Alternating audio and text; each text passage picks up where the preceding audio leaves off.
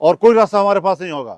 ہم یہ بدماشی ماننے کو تیار نہیں ہیں. اگر آپ کا رویہ بدماشی کا ہوگا تو پھر ہم بھی اپنا رویہ بدماشی کا جانتے ہیں. یہ اتنی بڑی اہم ترمیم ہے کہ جس کے پیچھے ایک بڑا اہم آدمی ہے اور اس کا نام ہے. السلام علیکم، میں ہوں فیصل تارڑ. رات کے تقریباً 1 بجے کا وقت ہے. مولانا فضل الرحمان کے گھر کے باہر موجود ہوں. پی ٹی آئی کے وفد کے ساتھ مولانا فضل الرحمان کی ملاقات بھی اور اس کے بعد پریس کانفرنس بھی ہو چکی ہے. مولانا فضل الرحمان کی جانب سے آج حکومت اور وہ تمام طاقتیں جو اس آئینی ترمیم کے اندر ملوث ہیں یا یہ جو ایک شب خون مارنے کی کوشش ہو رہی ہے، جس طرح سے بی این پی کے لوگوں کو ہراساں کیا جا رہا ہے، مولانا کے ایک سینیٹر کے حوالے سے اطلاع آئی کہ ان کو بھی شاید اٹھا لیا گیا ہے یا پھر مولانا کے بندوں کو بھی توڑنے کی کوشش تیز ہو گئی ہے. تو اس پر باقی ساری چیزوں کو آپ چھوڑ دیں. مولانا نے کہا کہ ٹھیک ہے، ہم حکومت کے ساتھ بات کریں گے، ابھی مزید ہم مشاورت کریں گے. کچھ چیزوں پر اتفاق ہوا ہے، کچھ پر نہیں ہو سکا. پی ٹی آئی کا رویہ بھی مثبت ہے. ہم پی ٹی آئی کے ساتھ بھی کل دوبارہ ملاقات کریں گے، بلاول صاحب کے ساتھ، شاید وزیر اعظم کے ساتھ بھی کل ملاقات کریں گے. لیکن ایک بات انہوں نے کہا، یہ ہمارے جو خلوص کا ناجائز فائدہ اٹھا رہے ہیں، یہ جو ہمارے ساتھ بدماشی کر رہے ہیں اور جو ہمارے لوگوں کو اٹھا رہے ہیں یا گمراہ کر رہے ہیں یا خریدنے کی کوشش کر رہے ہیں، ان کو بڑا واضح جواب ہے کہ اگر وہ ہمارے ساتھ بدماشی کریں گے تو پھر ہم بھی بدماشی کریں گے. اور اگر حکومت اس طرح کی ہتھ کنڈوں سے آئینی ترمیم کروانا چاہتی ہے تو پھر میدان بھی حاضر ہے اور پھر ہم اس پارلیمنٹ کو تسلیم نہیں کریں گے. اور پھر جو ہم کریں گے ہم پر پھر کوئی شکوہ مت کرے. یعنی بڑا واضح پیغام مولانا نے دے دیا ہے کہ اگر تو آپ نے شرافت کے ساتھ، یعنی اگر آپ نے بدماشی ہی کرنی ہے تو پھر ہمارے ساتھ بات کرنے کا کیا فائدہ؟ ہمیں کیوں انگیج کر رہے ہیں؟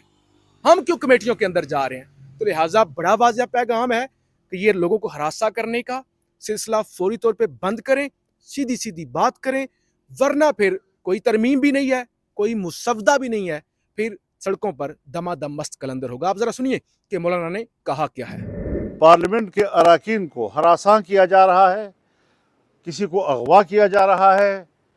جمعیت علماء اسلام کے اراکین پارلیمنٹ ایک آدھ تو اس وقت اغوا ہو چکے ہیں، ان کے بچے میرے گھر میں بیٹھے ہوئے ہیں، اور ایک کو دھمکیاں دی گئیں، ایک کو رشوتیں پیش کی گئیں، بڑی بڑی رشوتیں پیش کی گئیں. لیکن اس قسم کے رویوں کے بعد اگر حکومت کا یہ رویہ رہتا ہے، جس طرح آج شاہ محمود قریشی کے بہو کے ساتھ ہوا، ہمارے اختر مینگل صاحب ان کی خاتون رکن کے ساتھ، جو اس نے خود بیان بھی دیا ہے کہ کتنا پریشر ہے اس کے اوپر، ان کے جو رکن سینٹ ہیں ان کی طرف سے بھی شکایات آ رہی ہیں. اگر اس قسم کی صورتحال بنتی ہے اور حکومت یہ اوچھے ہتھ کنڈے استعمال کرنا چاہتی ہے تو پھر ہم ان کے ساتھ مجبور ہوں گے کہ مذاکرات کا پروسیس روک دیں، اور کوئی راستہ ہمارے پاس نہیں ہوگا. ہم یہ بدماشی ماننے کو تیار نہیں ہیں. ہم سے بات کرو احترام کے ساتھ، احترام کے ساتھ جواب دیں گے. دلیل کے ساتھ بات کرو، دلیل کے ساتھ جواب دیں گے، پورے احترام کے ساتھ دیں گے. آپ کو مطمئن کریں گے، آپ ہمیں مطمئن کریں. یہ سیاست کا میدان ہے.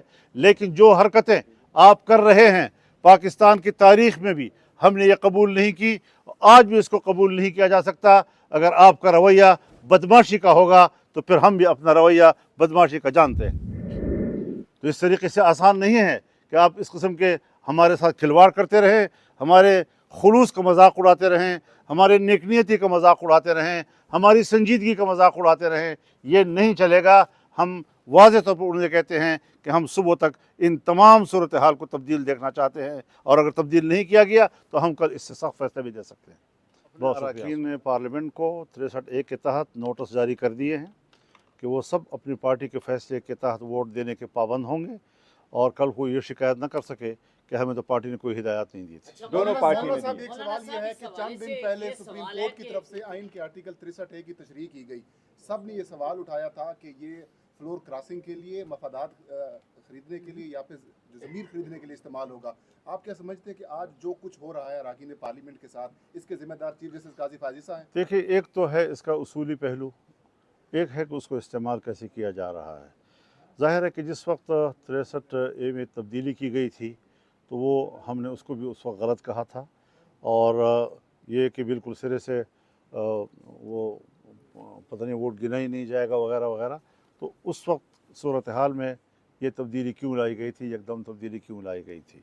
आज एक ऐसे वक्त में तब्दीली लाई गई है कि फिर एक हुकूमत को उसका फ़ायदा उठाने के लिए तो ये उसूल के तहत ये इक़दाम होने चाहिए, मुल्की और कौमी ज़रूरत के तहत ये इक़दाम होने चाहिए, नहीं है कि आप मौरूज़ी ज़रूरत के तहत इस किस्म की तरमीम करते रहें। तरमीम के पीछे है कौन, किनका हाथ है तरमीम के पीछे कि इस वक्त ये तरमीम लानत अहमियत के हमें समझ आ रही है? ये इतनी बड़ी अहम तरमीम है कि जिसके पीछे एक बड़ा अहम आदमी है और उसका नाम है मौलाना साहब ये बताइएगा, बताओ उसका उसका उसके नहीं उसके पीछे